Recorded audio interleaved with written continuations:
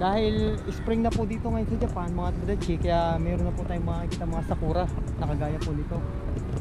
Dahil ito po yung isa sa sikat na bulaklak po dito sa Japan, ang cherry blossom mga tomodachi.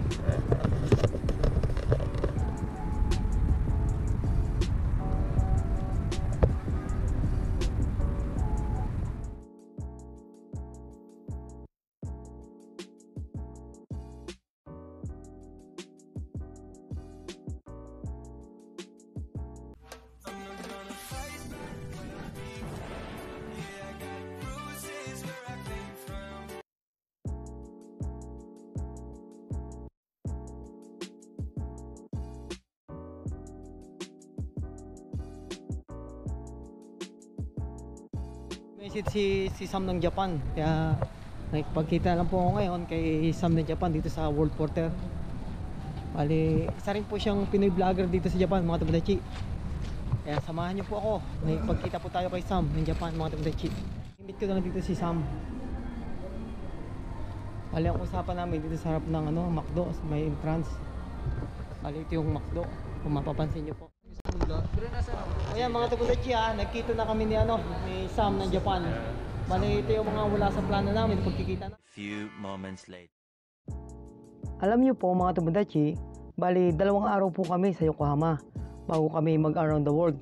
Kaya naman po naisipan kong pumunta ng Tokyo sa may Shibuya. Matagal na po ako dito sa Japan, pero never pa po ako nakarating ng Shibuya. Pero dahil po sa sama ng panahon, hindi natuloy ang ating mga tomodachi dito sa barko.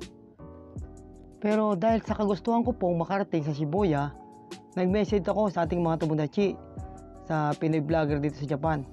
Buti na lang po at napansin ni Sam ng Japan na taga rito lang pala siya sa may Yokohama, sa may Minato Mirai. At sinamahan niya po ako pupunta sa Tokyo, sa may Shibuya. At pumunta rin po kami kay Hachiko. At dito po kami sumakay sa Minato Mirai Station papuntang Shibuya. Kung mapapansin niyo po mga tomodachi, napakalalim po ng subway dito. At disiplinado rin po ang mga Hapon, mga tomodachi. Kung titingnan niyo po, hindi sila po nag-uunahan sa pagsakay sa train. Nakapila po sila ng maayos mga tomodachi. Naghihintay na po kami ng train papuntang Shibuya mga tomodachi.